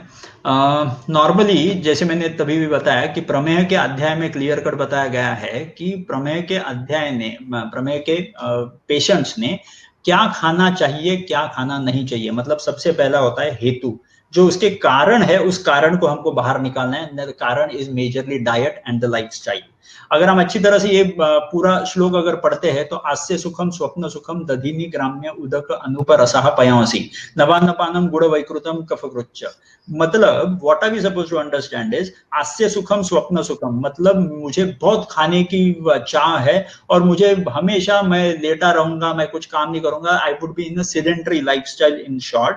तो ये लाइफस्टाइल जो मैं गलत इस्तेमाल कर रहा हूँ, इस लाइफस्टाइल की वजह से मैं प्रॉब्लम में जा रहा हूँ। एज वेल एज मेरे खाने में बहुत सारी चीजें होती है, जैसे गुड़ वैकृतम है, नवान्नपानम है, या तो फिर दधिनी ग्राम्य उदक अनुप रसा पयांसी। अगर ये सारे जो नॉन वेजिटेरियन फूड्स है एज वेल एज ये सारे दधिनी जैसे दूध से बनाई हुई चीजें है, या नवान्नपानम है, गुड़ वैकृतम है, ऐसी चीजें अगर खाने में हम कम कर देते तो this would be the first thing that we are suppose to do for this diabetes reversal thing, that is first. Second thing सबसे इंपॉर्टेंट होते हैं, जैसे मैंने हर्ब्स की लिस्ट बताई, वो हर्ब्स जो होते हैं वो हर्ब्स बहुत ही इंपॉर्टेंट होते हैं, क्योंकि कौन से हर्ब को कौन से टाइम पे मैंने इस्तेमाल करना है, कौन से मैकेनिज्म ऑफ एक्शन को दिमाग में रख करके, whether the patient is in type 2 diabetes, whether the patient is in pre diabetes, whether the patient needs insulin resistance reduction, वो स्थूल प्रमेही है, वो कृश प्रमेही है, कौन से प्रकार का रोग है, वो देख करके अगर चले तो और भी बेहतर हो सकता है। उसी के साथ अगर हम यूरिन एनालिसिस करना चालू कर दे 20 प्रकार के प्रमेह का, तो उसके बेसिस पे भी हमको वो डायग्नोस करना बहुत आसान हो जाता है। And the last thing is going to be Panchakarma. तो माधव बाग में ये 3 चीजें की जाती है, एक मतलब पंचकर्म, दूसरा होता है मेडिसिन, और तीसरे होते हैं डाइट चेंजेस। अब ये तीनों करते वक्त जैसे मैंने शुरुआत में भी बताया, सबसे इंपॉर्टेंट होता है daily monitoring and medicine tapering. मतलब एलोपैथी के जो मेडिसिन होते हैं जो टेपर करने जरूरी हो जाते हैं, क्योंकि जैसे ही पेशेंट आयुर्वेद चालू करता है तो उसमें कई बार अपने को reduction in blood sugar to such an extent कि पेशेंट हाइपोग्लाइसेमी में जा सकता है। तो ऐसे टाइम पे एलोपैथी मेडिसिन रिड्यूस करना बहुत जरूरी हो जाता है, और वो रिड्यूस करने के लिए अपने को डिजिटल मॉनिटरिंग की बहुत जरूरत पड़ती है। तो माधवबाग का जो MIB ऐप है वो एंड्रॉइड प्ले स्टोर पे अवेलेबल है, वो पेशेंट्स नॉर्मली डाउनलोड करते हैं और उस पे से अपने डॉक्टर्स उनके साथ कंटिन्यूअस कनेक्ट में रहते हैं, जिसके वजह से we are able to reduce down their daily medications of allopathy. तो माधवबाग का अगर पूरा प्रिंसिपल देखेंगे तो 3 चीजों पे सबसे ज्यादा इंपॉर्टेंट है। One is going to be Panchakarma, second is going to be the diet modification, and third is going to be the medicines and the lifestyle modification that we conduct for our patients. Thank you. Next question है, what is the role of रस औषधि in heart disease? Doctor तरन्नुम जानना चाहती हैं। ठीक है, normally ये कहा जाता है कि रस औषधि, मेरे हिसाब से व्हाट डू आई कंसिडर, रस औषधि आर लाइक द एम्परर्स। उनकी पावर बहुत ज्यादा होती है, और उनके मतलब राजा को अगर मुझे नीचे उतारना है कोई भी युद्ध लड़ने के लिए, तो पहले दुश्मन की भी उतनी ताकत होनी चाहिए कि उसको राजा को उतरने की जरूरत पड़े। मेरे हिसाब से हार्ट डिसीज जैसा सिंपल डिसीज दुनिया में कोई नहीं है, कि आपने अगर सिर्फ उसके लाइफस्टाइल चेंज कर दी तो सारे काम आसान हो जाते हैं। तो रसद कल्प को इस्तेमाल करने के बारे में अभी तक तो हमने हाथ ही नहीं लगाया है, क्योंकि रसकल्प अभी तक इस्तेमाल करने जैसा हार्ट डिसीज सामने आया ही नहीं है। This was the first thing. Second thing, रसकल्प अगर इस्तेमाल करने होंगे तो कई सारे रसकल्प ऑलरेडी बता के रखे हुए हैं, but we haven't research those rasakalpa to that extent कि मैं अगर समझो हिमगर्भ पोट्टली रस है अगर मुझे इस्तेमाल करना है, तो I am waiting to start with a clinical trial for acute disorders of cardiac diseases, जिसमें मैं ये एक्यूट चीजों के लिए मैं रसकल्प इस्तेमाल करने के बारे में सोचता हूं। बाकी छोटे मोटे जो रसकल्प होंगे वो तो इस्तेमाल कर सकते हैं, but in Madhavbaug we don't use any rasakalpa at all to treat all these disorders, and the thought behind it is very simple कि rasakalpa ये मेरे हिसाब से this is the superlative most therapy of Ayurveda which needs to be used only if at all the disease is that powerful। अगर disease उतना powerful नहीं है तो इतने बड़े राजा को नीचे उतारने की जरूरत नहीं है काम करने के लिए। That is what my thought is about. Thank you. एक और क्वेश्चन लेंगे, जैसे हाइपरटेंशन के बारे में तो हम सब बात करते हैं, बट अनदर सिम्टम हाइपोटेंशन, जो कि कभी डेंजरस हो सकता है हाइपोटेंशन के केस में, तो उसमें हम आयुर्वेदिक पॉइंट ऑफ व्यू से किस तरह से उसमें ट्रीटमेंट किया जा सकता है? बहुत सारी चीजें कर सकते हैं। इफ एट ऑल अगर आप आयुर्वेदिक ग्रंथ कोई भी ले लोगे तो आपको ये समझ में आ जाएगा कि खून की नलियां जो होती है वो खून की नलियों का पोषण कौन करता है, तो खून खुद ब खुद करता है। नॉर्मली हाइपोटेंशन जो व्यक्ति में होता है, उस व्यक्ति के खून की नलियां जो होती है वो ब्रिटल हो गई रहती है, वो फ्रजाइल हो गई रहती है और उनके फटने का बहुत ज्यादा डर रहता है, जिसके वजह से they stay hyper dilated due to loss of tone of the tunica media that they have. तो ये वेसल्स हाइपर डायलेटेड होने के कारण ब्लड प्रेशर डाउन होता हुआ दिखाई पड़ता है। अब अगर हम इसमें अंदर जाकर के देखें और आयुर्वेद को इधर जोड़ने की कोशिश करें, तो अम्ल रसात्मक द्रव्य आर द बेस्ट टू वैसोकॉन्स्ट्रिक्ट। अगर हम जीभ पर भी रख देते हैं अम्ल रसात्मक द्रव्य, तो vasoconstriction results into it. So what are we supposed to understand? If at all you have a patient of hypotension, अम्ल रसात्मक द्रव्य और उसके साथ कोई भी प्रकार का लवण, जो हमारे पास बहुत सारी चीजें बोली, जैसे नारिकेल लवण है, या तो फिर आपने किसी भी प्रकार का क्षार अगर इस्तेमाल कर दिया जिसमें लवण का परसेंटेज होगा, सेंधा लवण है, पादे लवण है, बहुत सारी चीजें हैं जो आप इस्तेमाल कर सकते हो and you can treat this patient from hypotension. So hypotension का इस्तेमाल करने के लिए हमको ये समझ लेना है 3 major things. One is going to be fluid, जो हमको पेशेंट को अच्छी तरह से कॉम्पेंसेट करना है, पहली चीज। सेकंड अम्ल रसात्मक द्रव्य, और third is going to be लवण रस। ये 3 चीजें अगर हम इस्तेमाल करते हैं तो मेरे हिसाब से hypotension is the easiest thing to be treated. Next question is how to treat atherosclerosis. इसके लिए it's very very simple. Atherosclerosis को ट्रीट करना बहुत सिंपल सी बात है। क्यों? क्योंकि एथेरोस्क्लेरोसिस एक्टिव है कि पैसिव है, ये देखना बहुत जरूरी है। एथेरोस्क्लेरोसिस एक्टिव होगा तो क्या होगा? तो आपको उस पेशेंट के ब्लड में triglyceride level would be found beyond 250, जो नॉर्मल लेवल होती है 150 के अंदर, वो आपको इस पेशेंट में बढ़ता हुआ दिखाई पड़ेगा। Serum triglyceride will go beyond 250, along with that the HDL value should be below 30। ये अगर कॉम्बिनेशन दिखाई पड़ता है जिसमें serum triglyceride has gone beyond 250 and HDL eight the same time has gone below 30, this combination is nothing else but active form of atherosclerosis. अगर ये active form of atherosclerosis है तो आपको आगे जाकर के ये सारी चीजें आपको इमीडिएटली ट्रीट करने की जरूरत है। अब ट्रीट करना है मतलब क्या करना है? तो सिंपल सी बात है, atherosclerosis is nothing else but cholesterol deposition inside the tunica intima of your blood vessels. अब ये कोलेस्ट्रॉल डिपोजिशन वहां पे क्यों होता है? क्योंकि अपने शरीर में जो खून की नलियां होती है, जिसको अंदर का लाइनिंग होता है एंडोथीलियम, जिसको हम लोग आयुर्वेद में, मैं जोड़ता हूं कला, जो कंसेप्ट बताई गई है आयुर्वेद में, धात्वाशय अंतरः मध्य इति कला। तो इस कला को हम लोग सामने अगर रख करके देख लेते हैं, तो मेरा ऐसा कहना है कि हमको अगर इस एथेरोस्क्लेरोसिस को ट्रीट करना है, मतलब इंटीमा को ट्रीट करना है, तो एथेरोस्क्लेरोसिस को अगर हम अच्छी तरह से और आयुर्वेद में रिलेट करने की कोशिश करें तो वो गुल्म से भी अच्छा खासा रिलेट होता है। कई बार इसमें कई सारे राय होते हैं लोगों के कि gulma is something which is there in the abdomen and something like that, but when I have learned my allopathy as well as Ayurveda, I could relate gulma very close to that of atherosclerosis. अगर आप गुल्म के बारे में देखेंगे तो तत्र वृक्ष as well as सीरा, वृक्ष अरुण सीरा तंतुजाल गवाक्षितः, ये अगर क्लियर समझ लोगे तो कौन से जगह पे ये एथेरोस्क्लेरोसिस होता है या गुल्म होता है, तो जो ऐसे सीरा और तंतुजाल गवाक्षित है जहां पे वृक्ष अरुण हो गया है, मतलब क्या? तो ये इंटीमा जो होती है ये लिपिड लेडन होती है, वहां पे रुक्षता आ गई और वहां पे अगर कृशता आ गई तो वो इंटीमा डैमेज होता है। इंटीमा डैमेज होने के बाद वहां पे एथेरोस्क्लेरोसिस निर्माण होता है। This is what the concept is. So अगर if at all we are supposed to treat atherosclerosis, we are supposed to utilize all these द्रव्यस व्हिच आर यूटिलाइज्ड इन घृत। अगर आप घी में कोई भी दवा बनाते हो तो घी में बनाई हुई दवा आपको एथेरोस्क्लेरोसिस में डायरेक्ट मदद करेगी। अब सवाल कई लोगों का ये निकलता है कि घी को हम एथेरोस्क्लेरोसिस में कैसे इस्तेमाल करें? तो घी तो कोलेस्ट्रॉल बढ़ाता है, लेकिन ठीक तरह समझना है, स्नेहन, अभ्यंतर स्नेहपान जो होता है, वो अभ्यंतर स्नेहपान के कितने तो रिसर्च ट्रायल्स हो गए हैं जो आप गूगल पे भी सर्च कर सकते हो। तो अभ्यंतर स्नेहपान helps you to reduce down the serum cholesterol levels. वो सीरम कोलेस्ट्रॉल लेवल बढ़ाता नहीं है, तो वो कम करवाता है। एज वेल एज घी में एंटीऑक्सीडेंट्स होते हैं जो इन्फ्लेमेशन भी कम कराते हैं, as well as oxidative damage of the intima भी कम करवाते हैं। एज वेल घी को अगर हम देखेंगे तो इनिशियली वो ट्राइग्लिसराइड लेवल बढ़ाता है, लेकिन if at all you use ghee in a medicine form, then this is not going to reduce, this is not going to increase your triglyceride level, उल्टा it is going to help you to reduce down the triglyceride level. तो ये पूरा अगर देख लेंगे तो atherosclerosis treat करना, ये 2-3 चीजों का इंपॉर्टेंट काम है. One is going to be again Panchakarma, second is going to be diet, and third is going to be exercises. Exercise से हम इंटीमा जो अंदर का प्रोलिफरेशन जो हो चुका था वहां पे एक्सरसाइज करके we can improvise the intima of this blood vessel. Diet की वजह से we can reduce down the calorie intake as well as the carbohydrate intake of this individual, thus reducing down the plaque accumulation. और तीसरी चीज अगर हम पंचकर्म करते हैं तो ब्लड वेसल्स का इंटीमा जो है वो फिर से हम रिक्रिएट कर सकते हैं. And if at all that is been done, the whole job would be very easy to treat a coronary artery disease patient which is normally called as atherosclerosis. Thank you.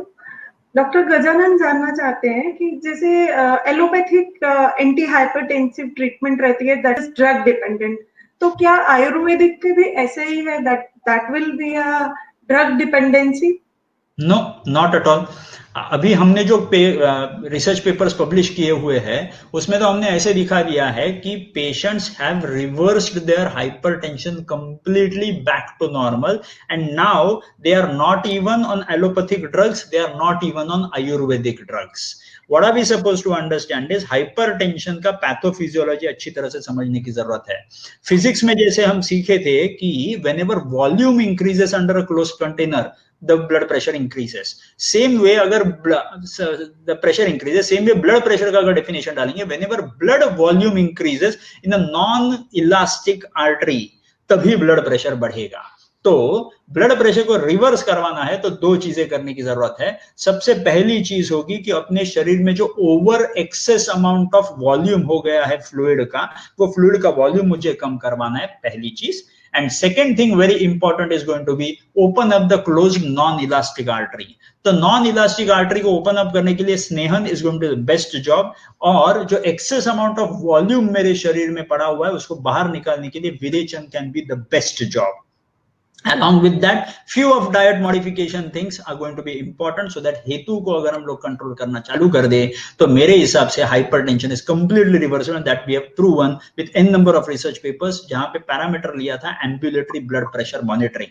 मतलब 24 घंटे का blood pressure monitor किया था उस patient का, और उसमें हमको को दिखाया दिया था कि इस एम्बुलेटरी ब्लड प्रेशर मॉनिटरिंग में earlier and later after the treatment वहां पे ब्लड प्रेशर रिवर्स होता हुआ दिखाई पड़ा था without any allopathic intervention.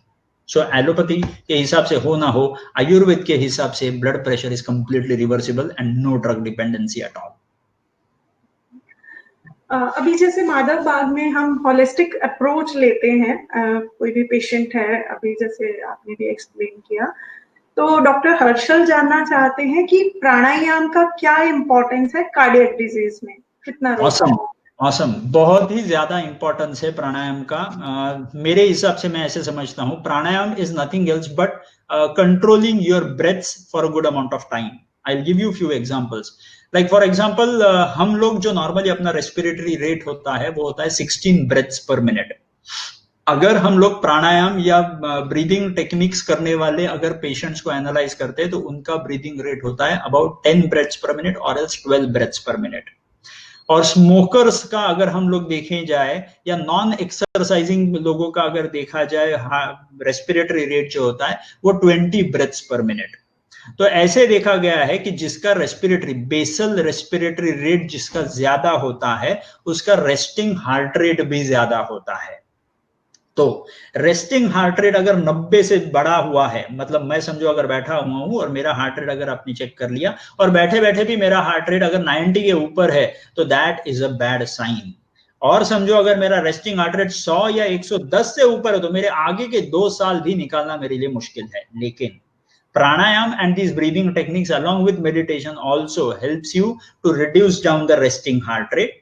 It helps you to reduce down the resting breathing rate, and due to which both of these things what has been seen is the quantity and quality of life दोनों में बहुत सारा improvement अपने को दिखाई पड़ता है. Hence pranayam or else yogasana or else meditation, what all things can be combined with each other should be done along with aerobic exercises so as to improve the respiratory quotient. अभी corona के times में भी अगर देखेंगे तो हमको अगर हमारा रेस्टिंग हार्ट रेट अगर कम है, अगर हमारा रेस्टिंग रेस्पिरेटरी रेट कम है तो इन्फेक्शन के चांसेस बहुत कम होते हुए दिखाई पड़ते हैं. सो प्राणायाम का बहुत इंपॉर्टेंस है हार्ट डिजीज में भी, एज वेल एज डायबिटीज में भी, as well as all other disorders also.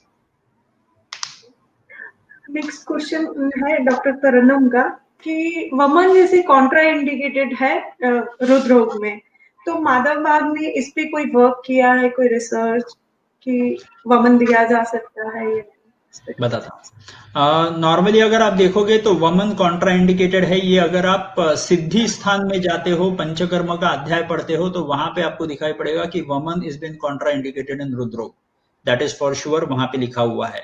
लेकिन रुद्रोग के अध्याय में अगर जाते हो तो रुद्रोग के अध्याय में आपको दिखेगा कि वमन करने को बताया गया है। नाउ द क्वेश्चन अराइजेस कि what exactly do you mean by hrudrog?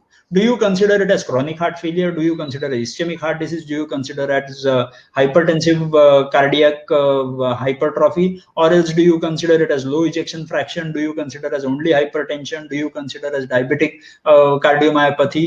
Do you consider it as mitral valve disorder? Do you consider it as aortic valve disorder? बहुत सारे definition निकलते हैं heart disease के। तो मेरे हिसाब से ना, instead of making it a generalised concept कि रुद्रोग में वमन इज कॉन्ट्रा इंडिकेटेड, मेरे हिसाब से this would be an insult for Ayurveda.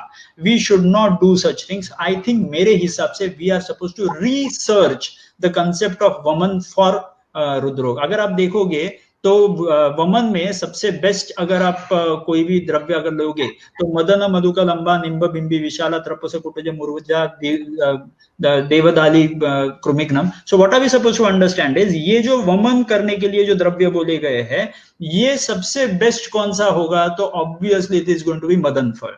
और मदन फल का अध्याय अगर आप पढ़ोगे आयुर्वेद में तो दैट इज कॉल्ड एज रुद्रोग नाशक, और इस हृदय रोग में बहुत अच्छा काम करता है। और मॉडर्न के भी अगर आप रिसर्च पेपर देख लो मदन फल के बारे में, so मदन फल has huge amount of saponins which is a good cardiac stimulant.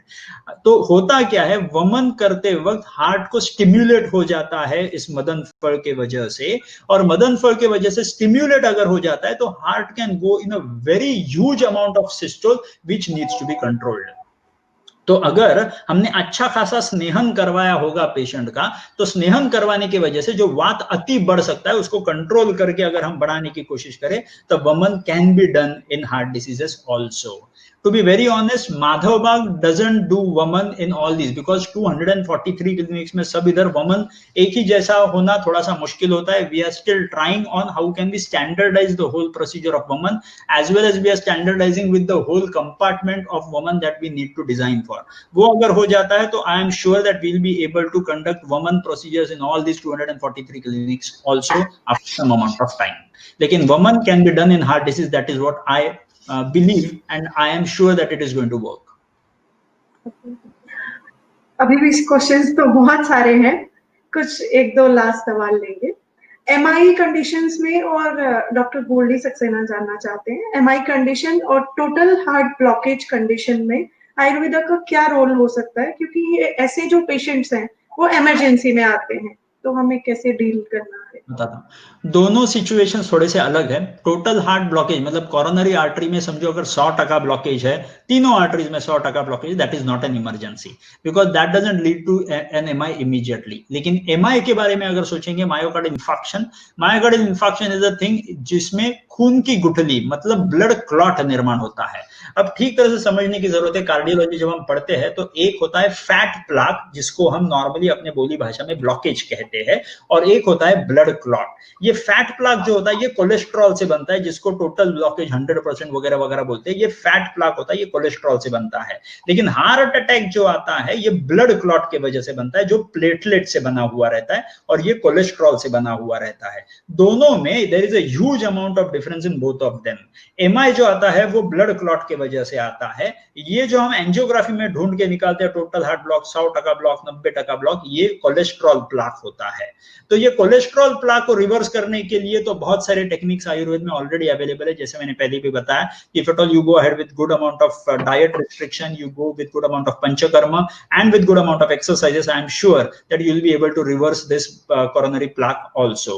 लेकिन अगर MI के बारे में अगर सोचेंगे तो you are right कि in case of emergency condition as of now we haven't got any kind of success because दो चीजें उसमें है। जो सारे द्रव्य हमने एनिमल ट्रायल करके देखे थे, वो एनिमल ट्रायल करने के बाद हमको ये पता चले कि कई सारे द्रव्य आज ऐसे भी है जो स्ट्रेप्टोकाइनेज, जो थ्रोम्बोलाइटिक ड्रग होता है एलोपैथी का, जो हार्ट अटैक के टाइम दिया जाता है, ऐसा स्ट्रेप्टोकाइनेज का जो मेडिसिन है उसी के तुलना में आयुर्वेदिक हर्ब हमको मिला हुआ है। लेकिन प्रॉब्लम इज दैट ये हर्ब जब हम खिलाएंगे तो उतने टाइम पीरियड में उतने टारगेट ऑर्गन के पास जाके उसने अपना टारगेटेड काम करने की जरूरत है। ये ट्रायल करने के लिए हमको बेस नहीं मिल रहा, क्योंकि modern cardiologist don't allow us to do that. और एमआई के चांसेस, एमआई के टाइम अगर ये हम करते हैं तो that has huge amount of legal complications. So what are we trying to do is we are trying to talk to n number of legal people to conduct this trial, but I'm sure that this question will be answered within a span of about 6 to 8 months to come ahead, जिसमें हम लोग acute disease of heart disease जो MI है उसमें भी हम लोग ताकत दिखाएंगे आयुर्वेद की। थोड़ा सा वक्त दे दीजिए और थोड़े वक्त में I'll be surely answering this question कि acute disorders में आयुर्वेद काम करता है कि नहीं। Just give me some time, I'll be able to answer you in next 6 to 8 months. Thank you. And next question is doctor स्नाइली जानना चाहती हैं how leech therapy जलोका का क्या इफेक्ट है हृदरोग में? ब्यूटीफुल इफेक्ट है। जलोका के सलाइवा में हिरुडिन नाम का एजेंट होता है, and hirudin is very very close to anticoagulant effect that is been seen along with heparin. तो हेपारिन और हिरुडिन को अगर कंपेयर किया जाए तो दोनों की एफिकेसी बहुत अच्छी है, लेकिन द प्रॉब्लम इज कि हिरुडिन जब अंदर छोड़ा जाता है तो हिरुडिन सिर्फ उतने लोकल एरिया में छोड़ा जाता है, and maximum 5 to 10 centimetre of the wound तक हिरुडिन जा सकता है, उसके बियॉन्ड नहीं जाता। लेकिन हेपारिन जब इंजेक्शन दिया जाता है तो आईवी दिया जाता है, और आईवी की वजह से वो इमीडिएटली टारगेटेड ऑर्गन पर भेजा जाता है। तो अगर हम लोग किसी भी प्रकार से रिकॉम्बिनेंट टाइप ऑफ हिरुडिन अगर बना सकते हैं उस जलोका में से आया हुआ, 101% that can help, that is one. Or else there can be a system in which the jaloka can be applied to the actual site of the myocardial infarction. अगर आप 2D को with a Doppler करते हैं और Doppler करने के बाद location of the blood vessel कहाँ पे MI, कौन सा क्लॉट कौन से कोरोनरीज में लगा हुआ है, and on the basis of that, if at all you put up the leech on that point, maybe there could be some kind of difference that could be seen. We haven't tried it yet, but yes, जलोका वचरण के वजह से hirudin वहां पे secrete होता है उस जलोका में से, and that helps the blood clot to dissolve. लेकिन this is theory yet, there is no practical evidence to yet, but I am sure that it is going to help in the future. If anybody is ready to get this trial done along with the patients and the legal things applied to it, I am always there to help that person out. Next question is doctor Rahul बहुत बार पूछ चुके हैं, how to treat ASD? Usually हम सुनते हैं whole है arterial septal defect में, तो आयुर्वेदा कैसे काम करेगा इसमें? ओके, सो अगर हम ये देखें तो जो कंजेनाइटल हार्ट डिसऑर्डर्स होते हैं जिसमें नॉर्मल एट्रियल सेप्टल डिफेक्ट है, वेंट्रिकुलर सेप्टल डिफेक्ट है, as a friend if at all you ask me, these diseases are congenital, मतलब जिस दिन ये बच्चा पैदा हुआ है उस दिन से उसको होल है। अब जिस दिन वो पैदा हुआ है उसी दिन से लेकर के अगले 1-2 महीने तक अगर उसको साइनोसिस डेवलप होता है तो साइनोसिस में से उस बच्चे को बाहर निकालना मेरे हिसाब से a bit difficult with the help of Ayurveda. But many a times these disorders come up in the age of 30-35, जब पेशेंट को ऐसा ही जाकर के वो टाइम पर जाकर के खुद की असेसमेंट करवाता है तो उसको वहां पे दिखाई पड़ता है कि मुझ में, मेरे हार्ट में कहीं तो होल है।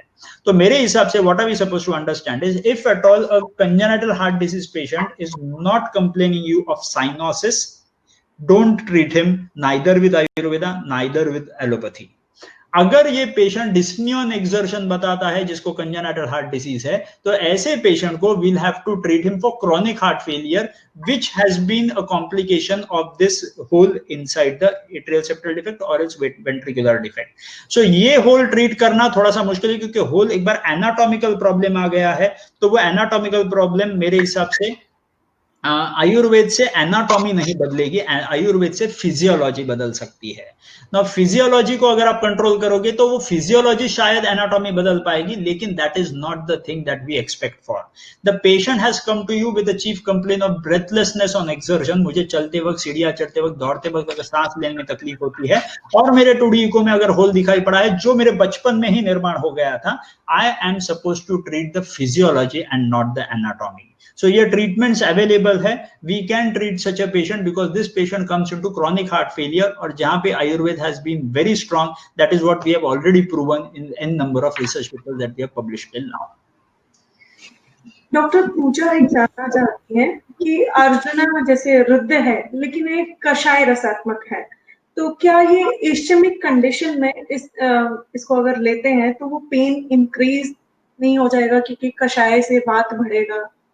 Half of the concept is absolutely right. जैसे मैंने तभी बताया, टर्मिनेलिया अर्जुना करता क्या है, it increases the force of contraction of the heart. और अगर मुझे इस्चेमिया को ट्रीट करना है तो मुझे force of contraction of the heart को डिक्रीज करवाना है। तो अगर मैं इस्चेमिक पेशेंट को अगर मैं फोर्स ऑफ कॉन्ट्रैक्शन बढ़ा देता हूं तो ऑब्वियसली उसका मायोकार्डियल डिमांड बढ़ेगा। मायोकार्डियल डिमांड अगर बढ़ गया और उसमें अगर खून का सप्लाई नहीं पहुंच रहा है because of ischemic heart disease, तो ऑब्वियसली पेन बढ़ेगा, no doubt about it. But what are we supposed to understand is instead of Terminalia arjuna, यहां पे आप कोई ऐसा द्रव्य अगर इस्तेमाल करते हो जो पॉजिटिव आइनोट्रॉप नहीं है लेकिन नेगेटिव आइनोट्रॉप है, which is going to help you to reduce down the force of contraction, then I am sure that you will be able to treat this ischemic heart disease very well. So according to me, Arjuna would not be the answer for ischemic heart disease. Arjuna would be the right answer for chronic heart failure. Ischemic heart disease के लिए अर्जुना काम नहीं करेगा because arjuna, as what you said, yes कषाय रसात्मक है, इसके लिए वो हो सकता है। लेकिन अब प्रॉब्लम ऐसा होता है कि कई बार पेशेंट जो आते हैं वो दोनों के कॉम्बिनेशंस में आते हैं, कि कई बार वो chronic heart failure with ischaemic heart disease आता है, तब इट्स अ चेकमेट। तो वहां पे अर्जुन इस्तेमाल करते वक्त हमने ये बहुत सतर्कता निर्माण करनी है कि should we really use arjun in those patients और नॉट। तो मेरे हिसाब से this can be taken as a clinical decision whatever comes in front of you, क्योंकि एक डॉक्टर को वो क्लिनिकल डिसीजन लेकर के ही आगे चलना है, ऐसे ग्रंथों में भी बोला है और मॉडर्न मेडिसिन ने भी बोला है।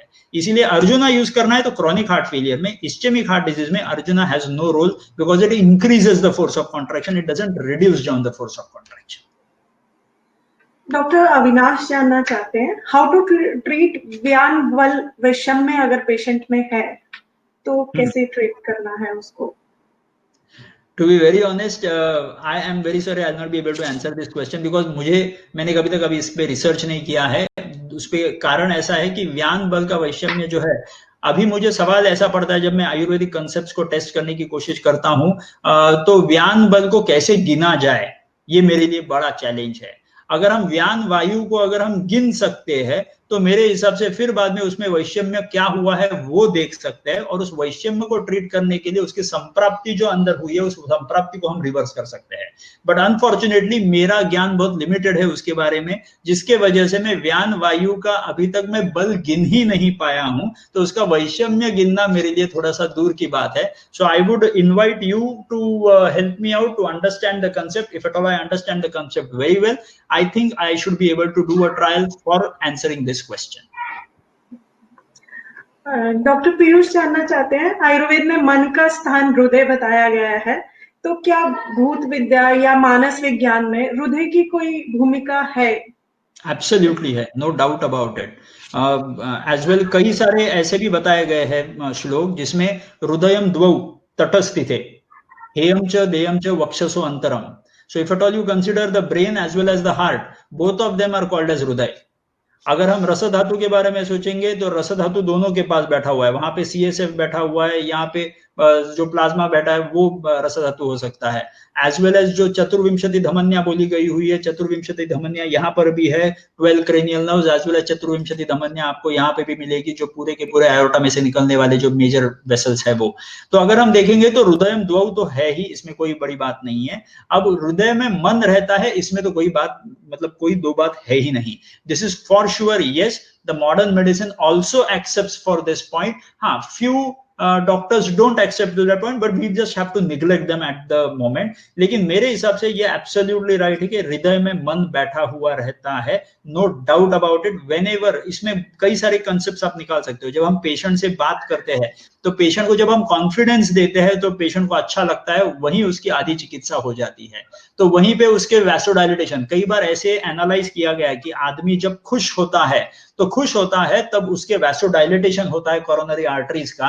तो ऑब्वियसली मैं जब खुश यहां से हो रहा था और मेरे कोरोनरी आर्टरीज यहां से डायलेट हो रहे हैं, तो ऑब्वियसली हार्ट का और मन का बहुत बड़ा संबंध है।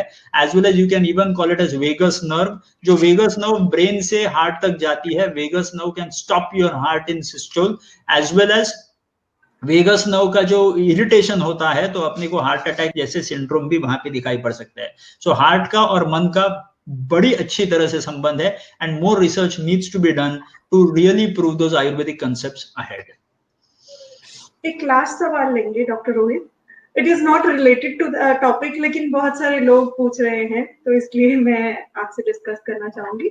अभी जो जैसे कोविड का टाइम चल रहा है, तो बेस्ट प्रिकॉशंस या बेस्ट एडवाइस हम क्या देना चाहेंगे? आपके व्यूज अगर आप share. Okay, normally when I have learned bye modern medicine, what I have learned is, कोई भी वायरस जो अपने शरीर में अंदर जाता है तो एक इंपॉर्टेंट चीज अपने को समझिए, उस वायरस का एक अंदर जर्नी रहती है। अब जब ये कोविड का वायरस अंदर जाता है तो वो पहले अपने नेजल रूट से अंदर जाता है या ओरल रूट से अंदर जाता है, दोनों में से जाएगा फेरिंग्स लैरिंग्स के थ्रू, और वहां से जाएगा अपने लंग्स में। लंग्स में जाने के बाद अपनी लंग्स की वहां पे इम्यूनिटी बैठी हुई रहती है जो उस वायरस को पकड़ के वहां पे कंसोलिडेशन निर्माण कर दिए। इसीलिए कई बार आप अगर कोविड के पेशेंट देखोगे, उनके HRCT अगर आप करते हो सीटी स्कैन, तो उसमें आपको कंसोलिडेशन दिखाई पड़ता है। अब ये वायरस अगर तगड़ा है और आपकी इम्यूनिटी अगर कमजोर है तो ये वायरस ये लंग्स के पर्दे तोड़ करके वो घुसेगा आपके खून की नलियों में। खून की नलियों में घुसने के बाद वो डैमेज करेगा आपके खून के नली के अंदर की लाइनिंग, मतलब एंडोथीलियम को। और जब भी एंडोथीलियम डैमेज होगा वहां पे निर्माण होंगे blood clots. And if at all you learn about the autopsy findings of this corona virus patients deaths, you will see that their deaths was due to pulmonary or else maybe some kind of embolism.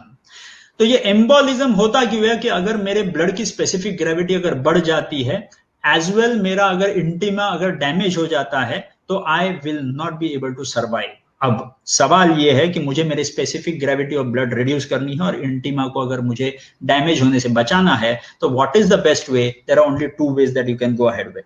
One is going to be the way through your diet, and second is going to be your exercise. Exercise की वजह से intima जो होती है खून के नली के अंदर की, दैट बिकम्स वेरी पावरफुल, जिसके वजह से breakage of this intima is not so easy for the virus. That is one. And second thing, with the help of diet, diet मतलब लो कैलोरी और लो कार्बोहाइड्रेट वाला डाइट लेंगे। कई बार दूध वाली चीजें हम खाते पीते हैं, या तो फिर कई बार हमने शक्कर या शक्कर जैसी मीठी चीजें हम खाते हैं, तो कई बार हम लोग कई सारी ऐसी चीजें खाते हैं जो हेवी कैलोरीज की होती है। ये सारी चीजें हमारे ब्लड को टर्बिड बनाती है, स्पेसिफिक ग्रेविटी बढ़ाती है। तो हमने अगर इन चीजों को बंद कर दिया और हमने रोज के रोज एक्सरसाइज करना चालू कर दिया, तो I am sure if at all your blood becomes very very clear and non-turbid and your intima is safe enough, you are done with the job. Corona virus आपको तकलीफ नहीं दे पाएगा क्योंकि उसका जाने का रास्ता वही है। वो रास्ता पैक कर दो तो वो कोई प्रॉब्लम नहीं कर सकता। At the same time through modern research that has been presented now, और जो एंटीबॉडीज देखे जाते हैं वो IgG और IgM एंटीबॉडीज होते हैं। IgM एंटीबॉडीज आप आपके खून की जांच करवा सकते हो, जिसमें आप देख सकते हो कि मुझे ये एंटीबॉडीज तैयार हुए हैं कि नहीं। IgM antibody is nothing else but temporary immunity, and IgG antibodies is something which is called as permanent antibodies. Permanent antibody समझो आपने आपकी टेस्ट कर ली और IgG एंटीबॉडीज आपके पॉजिटिव आया, तो आपको डरने की जरूरत ही नहीं है। आपके शरीर में मेमोरी निर्माण हो गई इस एंटीबॉडी की। अब जब कभी कोरोना वायरस आपको अटैक करेगा, you will be able to fight against it, no doubt about it. लेकिन IgM एंटीबॉडी अभी तक डेवलप हुए हैं, क्योंकि 14 डेज के बाद ये डेवलप होंगे। ये इनिशियली टेम्पररी ये डेवलप होते हैं IgM। तो ये IgM अगर डेवलप हुए तो इसका मतलब एक्टिव इन्फेक्शन हो सकता है या नहीं हो सकता है, लेकिन एंटीबॉडीज तैयार होने की श्रृंखला आपकी शुरुआत हो चुकी है।